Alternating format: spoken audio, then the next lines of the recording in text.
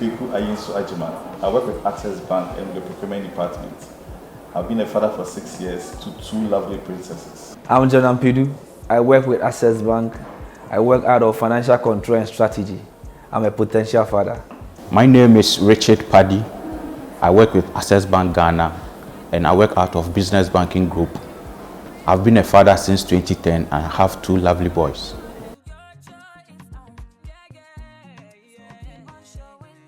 Okay, so guys, what do you call an understanding elephant?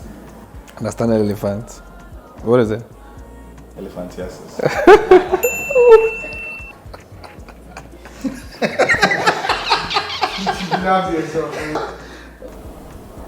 What do you call somebody or someone without nobody or no nose? Nobody knows. Nobody knows. Why do you never see elephants hiding in trees? Because they are good in doing so. See, dear maths, grow up and solve your own problems. You get it? Forget about it.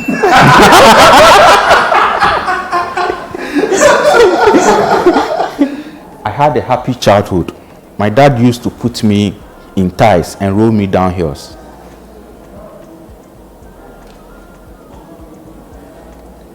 Those were good years. You know you have good year ties. Okay. I only know 25 letters of the alphabet.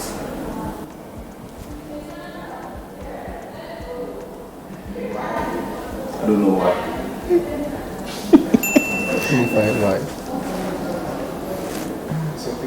My bank keeps calling me to give me compliments.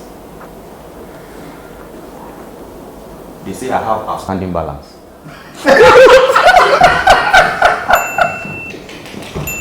That was a good one,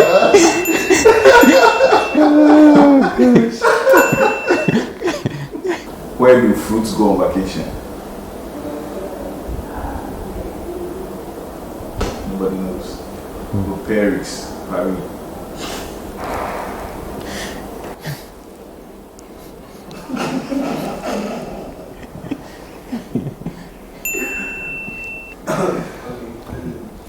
So, did you hear the rumor about butter? Did you hear the rumor about butter? Butter bread. I can't spread it.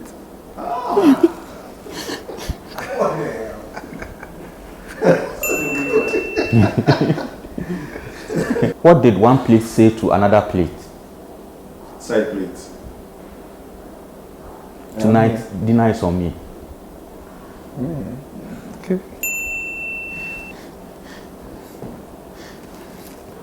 What did baby corn say to mama corn? Where is daddy? Where is popcorn? Oh, Nearly got it. I don't know whether it's funny. But I don't have any joke here. That's my point. I don't have a joke, they're laughing.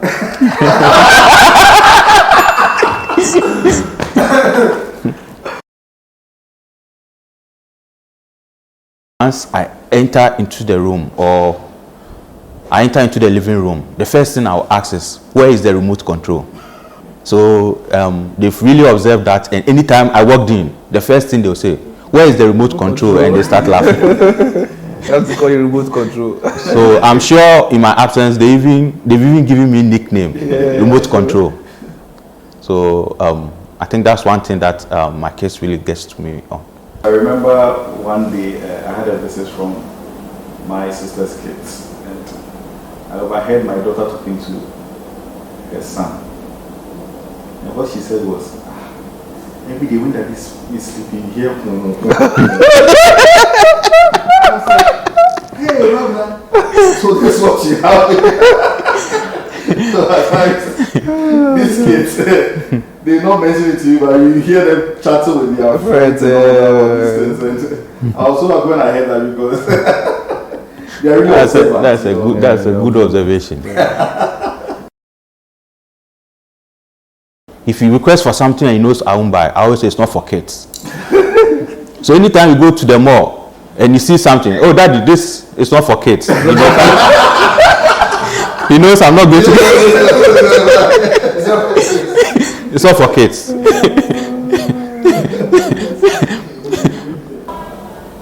With the iPhone, with Siri, you get to talk to Siri to do things, and also my daughter, the second one, always hears me say, "Hey Siri, call this number, call this number." She was like, "Daddy, I want you to play Baby Shark 222." I said, "Okay." "Hey Siri, play Baby Shark." Then they will play for her. So one night when I was driving, I think actually my data was off. "Daddy, Baby Shark just came up. I said, "Daddy, let's Siri play Baby Shark." And I said, "Oh, Nana, baby is Siri is sleeping." Siri is sleeping. So let's wait in the morning. Siri will play Baby Shark for you. So in the morning she came. Is Siri awake?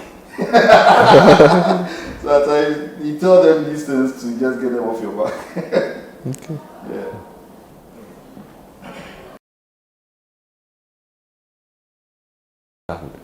I've always dreamt to have offsprings. And the first thing I would love to see is to be there with my wife at a labor ward whilst I see my first baby come out of her womb. And the interesting bit is that I want to be able to take up the role of Adam in the Bible, where he was able to give names to all the living things. So I'll be excited that day when I give a name to my daughter or my son. As a father, you are supposed to be able to train your child, orient them in a way that they will do well in life.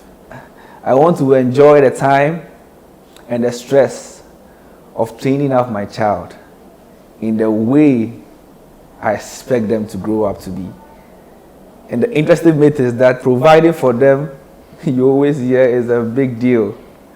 Providing not just with money, but providing for them safety, protection, wherever they go, being there for them, to be able to tell them that, hey, if there's nobody out there who is there for you, I, your father, will always be there for you. It's one of my dreams. And as I wait to be a father, that is what I'm expected to do for my children. The burden of providing for them, I always pray to God. I believe that at the point where I get there, He will make the provision. And to make sure that their God-given purpose and their God-given plans are being achieved before they leave this earth. That's what I've always been expecting. And as a potential father, I'll be happy to see all these things manifest. That's what I'm expecting. Fatherhood comes with a lot of expectations and responsibilities. Yeah. Are you ready for the late night crying of your baby?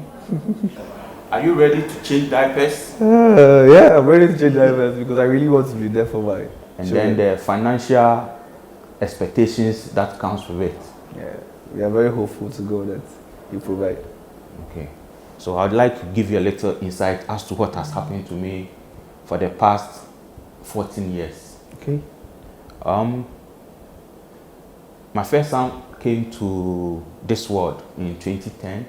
Okay. And the good thing was that I was right there at the labor ward when he came out. And I was excited to hear his first cry. Okay. I think I will never forget about that. Wow. And the funny thing, I always joke with that with my wife. Immediately the baby came. Instead of staying with my wife, I rather followed the nurse to the dressing room where they dress up the baby. And up to now, my wife keeps on asking, why did I do that? And I told her, I knew she was in good hands, but the baby was vulnerable, so I need to, follow. Because of stories of babies being swapped and all those kind of things. So I think that's where I realized I was very responsible towards my boy. Yeah. And one thing led to another. But before you continue, may I ask, were you there for the second? I was there. The second two, I was in the labor ward. I ensured the baby was out, and I followed again. Okay. To check. To make sure they dress him up and bring him to the the ward. Yeah. So I think it's become a ritual. I'm thinking the third time, will I have the courage? In all this, it has been difficult though. Exactly. Not to cut you short again. With my experience, the first one I was there, but I intentionally skipped the second one. Because the first one was brutal. It was really brutal. When she was pregnant with the second, when she went into labor, because I didn't want to go there, that time we were in Takrade. I intentionally told her, this one, they have to go to your mother's place. Oh. Because I just didn't want to, because the pain they go through and all that. You couldn't bear it. I couldn't bear it. But seeing the child at the end of the day gives you that fulfillment. Yes. Exactly. And we bless God for what He did and how far He's brought us to, because we couldn't have done it on our own accord. Yeah. Looking after the kids, buying diapers and all that, doing homework, those things. Looking after children is difficult, I might say, but with God on your side and with your expectations, if you don't go off that, I think you can do it. Okay. And one thing too I must say is that from my personal observation, I think now daddies or fathers are doing well in terms of their responsibilities towards their children. Yeah. And I think we shouldn't break that protocol. It should continue. Gone are the days that they used to tag fathers has not been responsible fathers. They give birth and leave them there. But the father, I would say, is even more responsible than the mother. In my opinion. Really? Because the mother is already attached to the kid. Okay. But we have to do more to get into their lives. That's how I see it. That's how I see it. That's how it's because of the bond they have with their mother since the inception and all that, they can't go away from them. But you, the father, you do more as to getting to know them and all that, giving all that they need, providing for them and all that. At times in the house, whenever they need anything, they come to daddy. Yeah. Because they know that daddy has the power to get it for them. Provide, You get it. I'm not belittling the work of the woman. So with your expectation and with the little that we've heard from our senior man, 14 years will be easy job. I know it's not easy. With it's God not easy. on your side, you not let us down. Yeah. I pledge.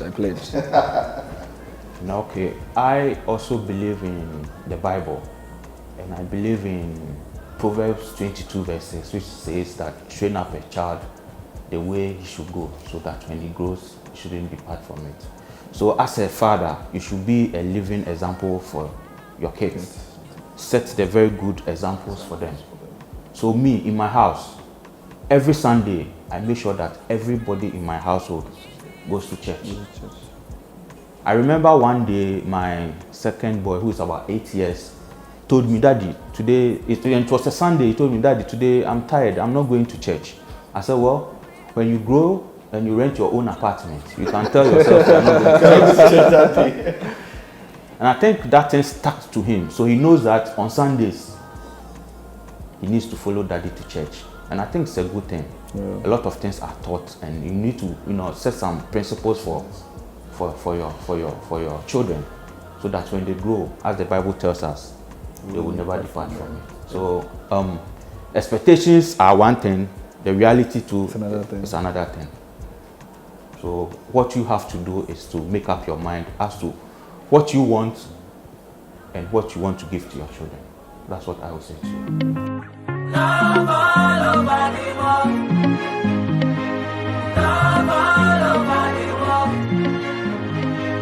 Love all over the world. Love all over the world. Access Bank, more than banking.